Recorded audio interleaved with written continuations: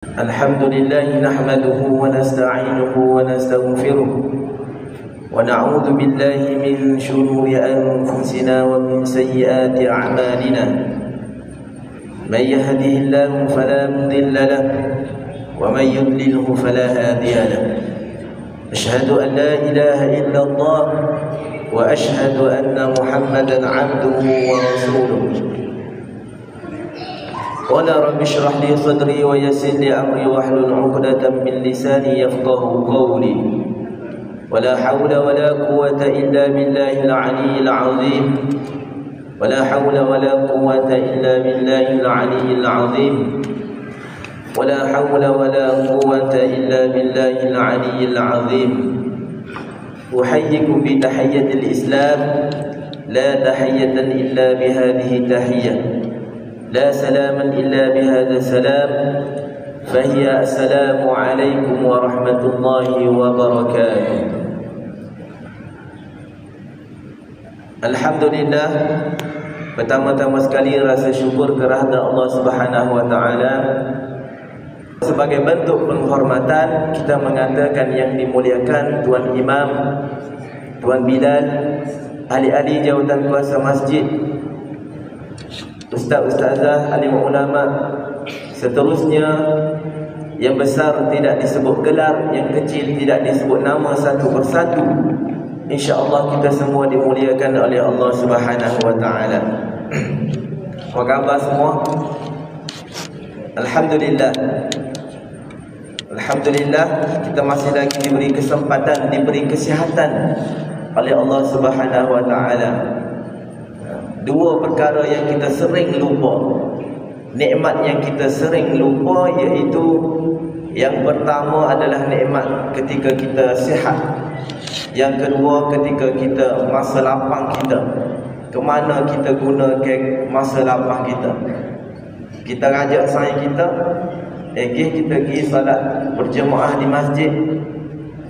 Kawan tak ada, dia tak ada. Tak ada itu bermakna dia disibukkan oleh Allah Subhanahu wa taala. Bergimanya azan, Allahu akbar, Allahu akbar. Dia buat kerja lagi. Dan hayya 'alas salat.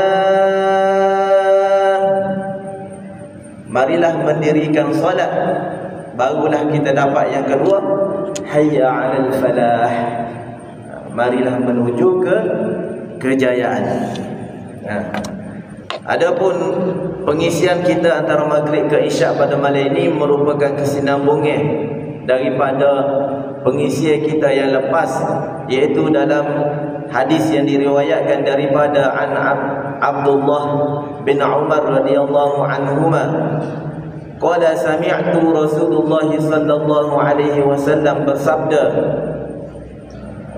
aku telah mendengar Rasulullah sallallahu alaihi wasallam bersabda, buniyal Islamu ala khamsin. Islam dibina di atas 5 perkara. Islam dibina di atas 5 asas. Islam dibina atas 5 tapak, 5 bim kuat.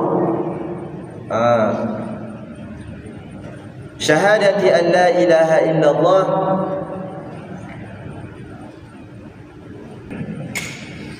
bersaksi bahawa tiada Tuhan yang berhak disembah selain Allah, dan Muhammad itu pesuruh Allah. Nabi Muhammad itu adalah utusan Allah, Nabiullah. Wa ma Muhammadun illa rasul qad khalat min qablihi rusul. Diutuskan sebelum dia ini adalah rasul-rasul. La ilaha illallah, yang paling tinggi sekali adalah la mahbuba illallah. Hak rendah sikit, tidak ada yang paling dicintai kecuali Allah. Hak bawah sikit, la ma'buda illallah. Tidak ada yang berhak disembah melainkan Allah Subhanahu wa taala. Berapa kali kita sebut setiap kali kita salat, iyyaka na'budu wa iyyaka nasta'in.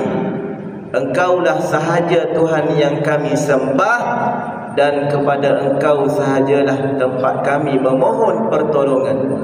Sembah tu betul dah, tetapi memohon pertolongan pergi ke benda lain, pergi ke pohon kayu, na'udzubillah, pergi ke jin minta tolong, na'udzubillah. Iyyaka na'budu wa iyyaka nasta'in, memohon pertolongan hanya kepada Allah Subhanahu wa ta'ala. Kalau kita tolong saing kita, saing kita kata, mu ni boleh projek ni sebab aku.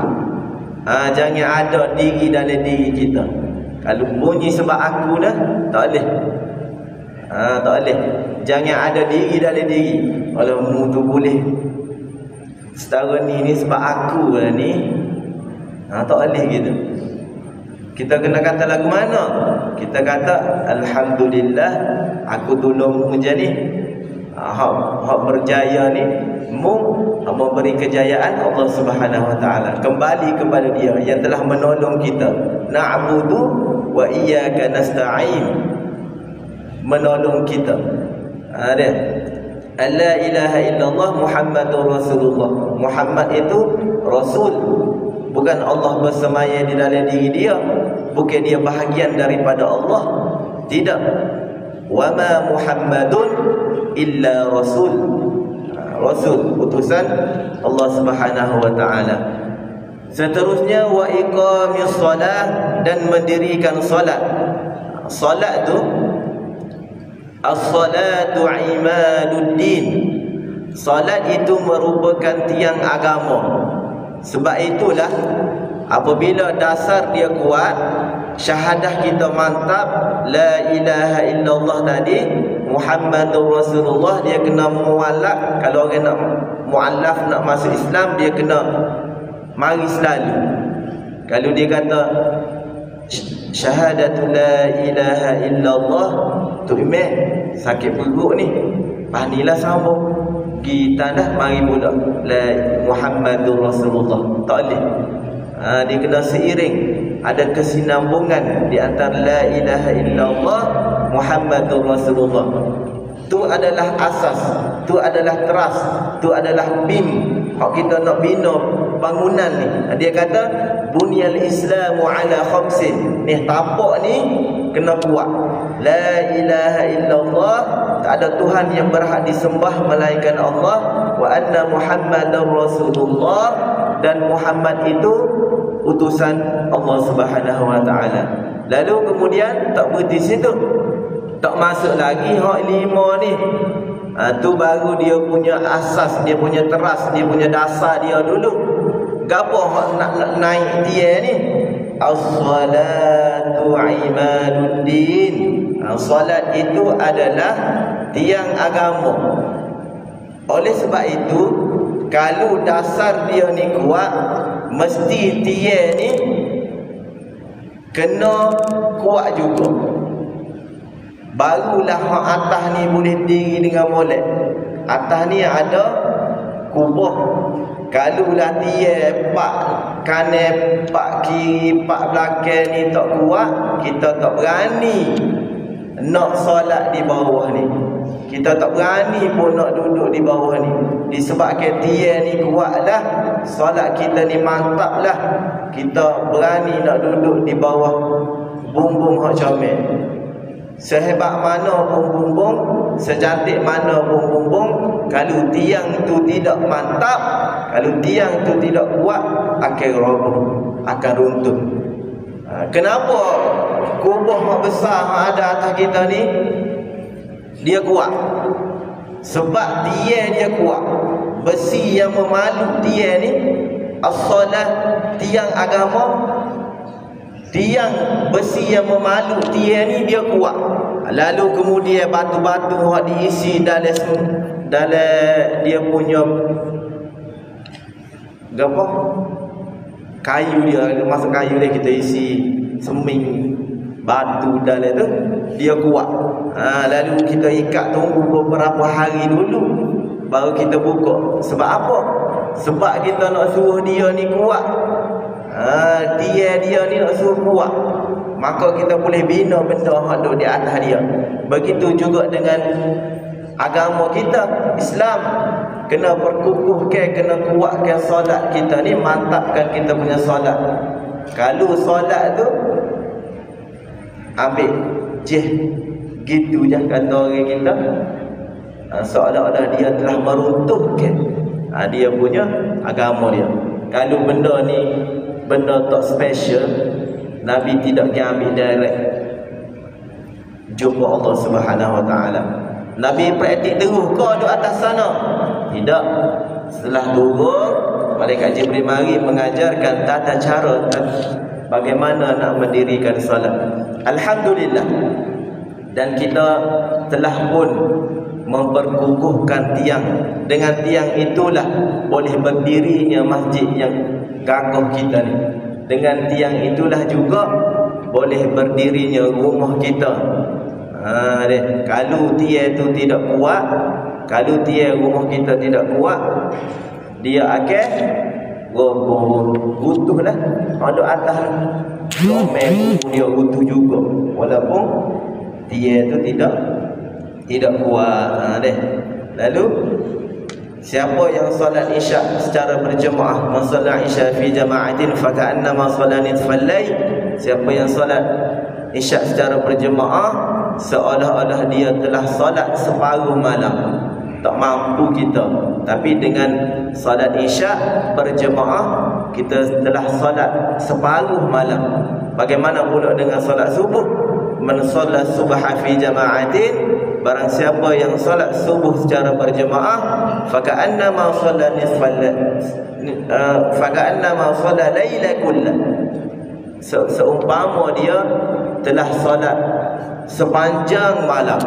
Seandainya mereka ni tahu begitu pentingnya, begitu besarnya pahala solat isyak dan solat subuh secara berjemaah, lau ya'lamuna ma fil 'atami was-subhi la atawma wala hawwan.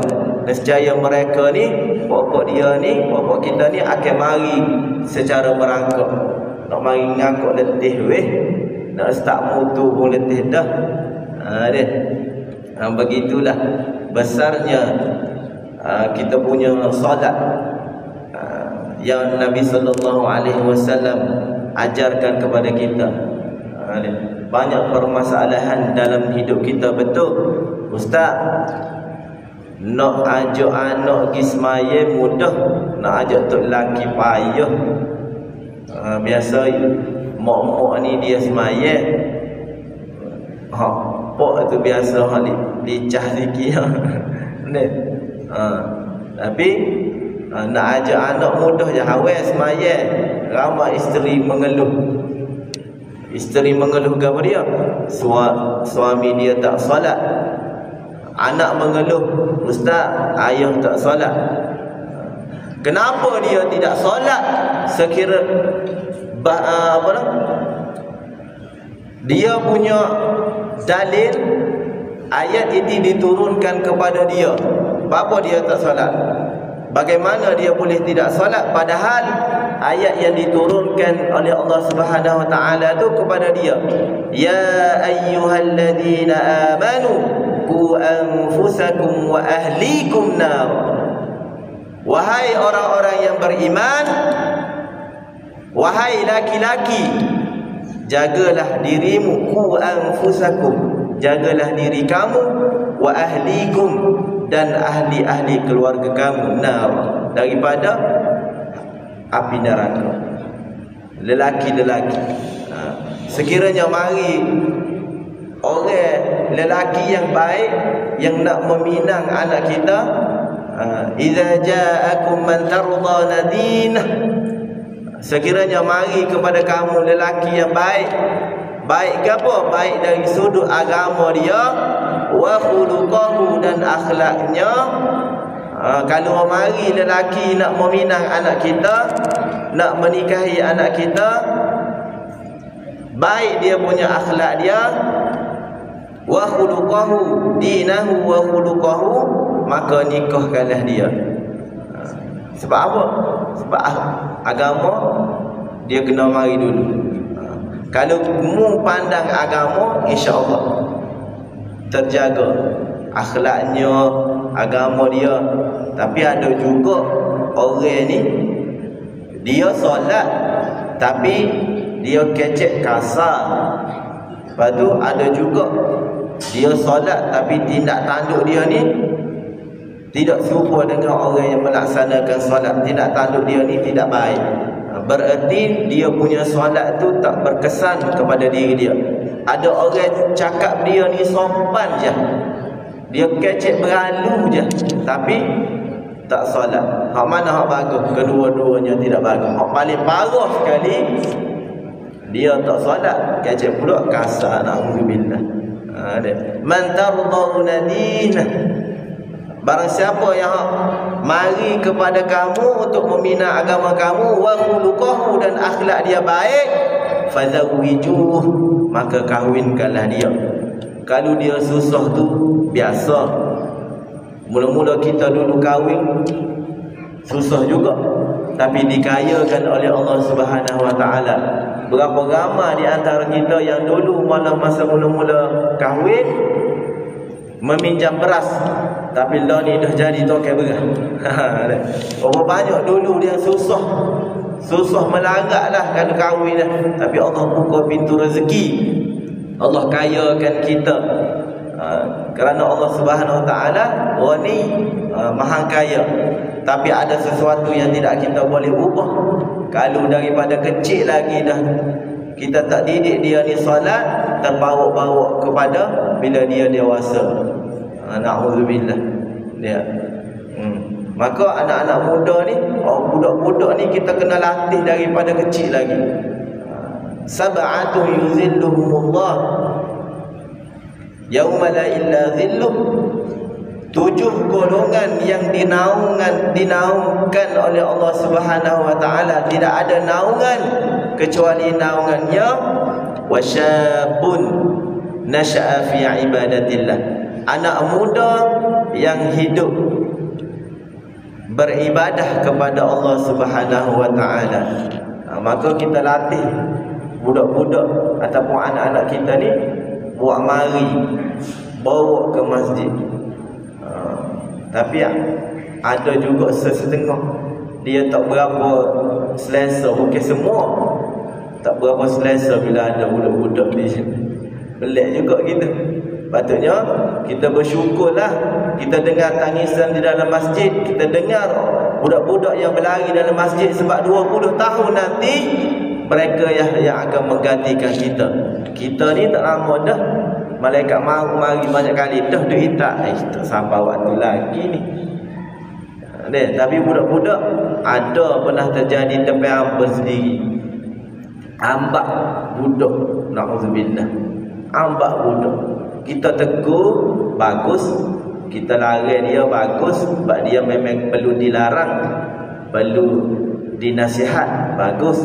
Tapi jangan sampai kita ambak dia. Mubah mari. Tu perkataan itu. Mubah mari, na'udzubillah. Tak comel. Dia punya nasihat dia. Kalau kita nak nasihat, jangan main. Kita semaya dulu, lepas tu main. Dek, jangan buat gini. Jangan buat ni dalam masjid. Kita perlu lari dia supaya dia tahu cara-cara bagaimana nak bermain di dalam masjid, cara-cara nak berinteraksi di dalam masjid. Supaya dia tahu. Kalau kita tak nasihat, tak bagi tahu, tak memberi amaran kepada dia, dia tak tahu. Muru auladakum bis solah. Ajarlah anak kamu untuk solat.